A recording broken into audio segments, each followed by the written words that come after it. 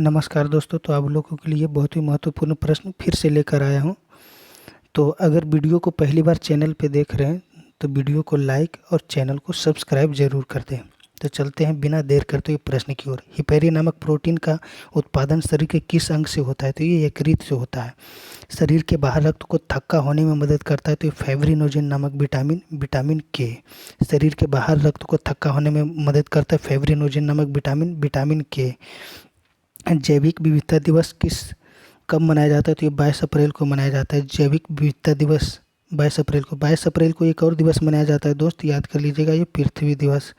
पृथ्वी दिवस जो है ना 22 अप्रैल को ही मनाया जाता है। दो ऐसे भारतीय राजनेता कौन थे जो पूरे भारत भ्रमण किए थे? तो महात्मा गांधी और बाल गंगाधर तिलक। दो ऐसे भारतीय राजनेता कौन थे जो पूरे भारत भ्रमण किए थे? महात्मा गांधी और बाल गंगाधर तिलक। अगला प्रश्न क्या कह रहा है? 5 नंबर, गोपाल कृष्ण गोखले ने किस संगठन की स्थापना किया था? तो इंडिया सर्वेंट नामक सोसाइटी की स्थापना किया था। पाकिस्तान शब्द को सर्वप्रथम किसने गढ़ा था? तो चौधरी रहमत अली ने गढ़ा था। पाकिस्तान शब्द को सर्वप्रथम किसने गढ़ा था? तो चौधरी रहमत अली ने। नील नदी पर बसा सबसे बड़ा शहर कौन है? तो ये काहिरा हो जाएगा। नील नदी पर बसा सबसे बड़ा शहर ये काहिरा हो जाएगा। कानून की आत्मा का रचना किसने किया था? तो मॉन्टेस्क्यू ने किया था। कानून की आत्मा की रचना किसने किया था? तो मॉन्टेस्क्यू ने किया था। तो अगला प्रश्न 9 नंबर प्रश्न क्या कह रहा है? 9 नंबर कह रहा है,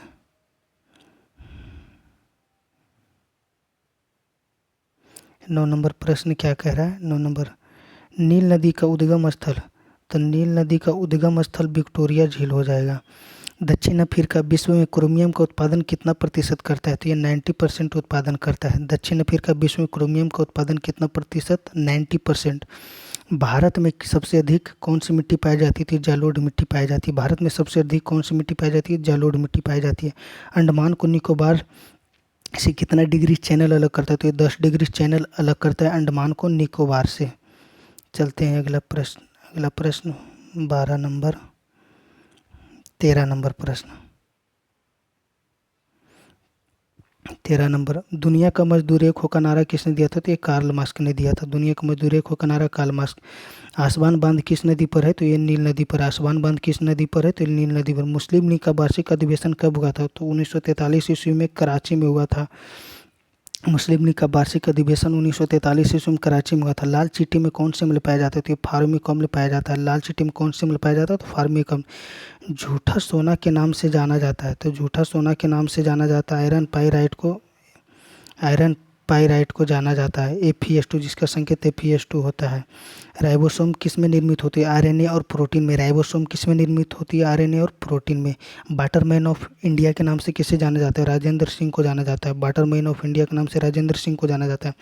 लोधी वंश का अंतिम सम्राट कौन था? तो इब्राहिम लोधी था। लोधी वंश का अंतिम सम्राट कौन था? इब्राहिम लोधी था।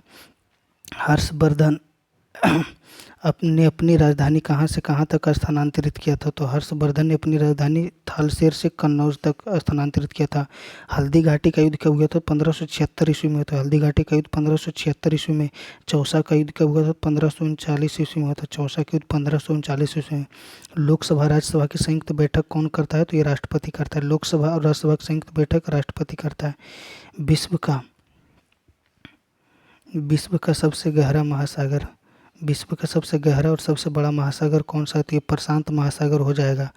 विश्व का सबसे बड़ा और सबसे गहरा महासागर तो ये प्रशांत महासागर हो जाएगा। किसी भी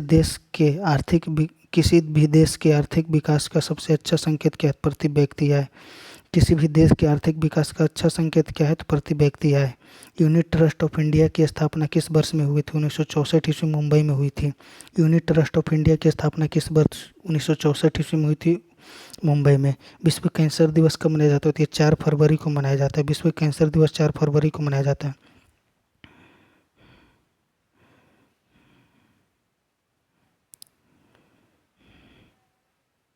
नंद वंश का संस्थापक कौन था? तो ये महापद्नंद था। नंद वंश का संस्थापक कौन था? तो ये महापद्नंद था। मौर्य वंश का संस्थापक कौन था? तो चंद्रगुप्त मौर्य था। मौर्य वंश का संस्थापक कौन था? चंद्रगुप्त मौर्य था। दोस्तों याद कर लीजिएगा, ये सब बहुत ही महत्वपूर्ण प्रश्न है जो कि हर एक एग्जाम में सब पूछे जाने वाले हैं। भारत का सबसे पश्चिमी बिंदु का नाम क्या है? तो ये सर क्रीक है जो गुजरात में पड़ता है। सार्करिक बिंदु गुजरात, भारत का सबसे पश्चिमी बिंदु का नाम सार्करिक गुजरात में। भारतीय राष्ट्रीय कांग्रेस की स्थापना कब किया गया था? तो 1885 ईस्वी में किया गया था। भारतीय राष्ट्रीय कांग्रेस की स्थापना 1885 ईस्वी में किया गया था। चलते हैं अगले प्रश्न। नंद वंश के अंतिम शासक कौन था? नंद वंश का अंतिम शासक था धनानंद था। नंद वंश का अंतिम शासक कौन था? तो ये धनानंद था।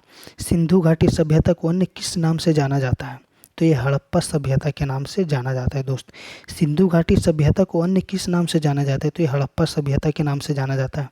अंडमान निकोबार द्वीप समूह को किस समुद्र में स्थित है? तो ये बंगाल की खाड़ी में स्थित है। अंडमान निकोबार द्वीप समूह किस समुद्र में स्थित है? बंगाल की खाड़ी में। अंडमान निकोबार द्वीप समूह जो है बंगाल की खाड़ी में स्थित है।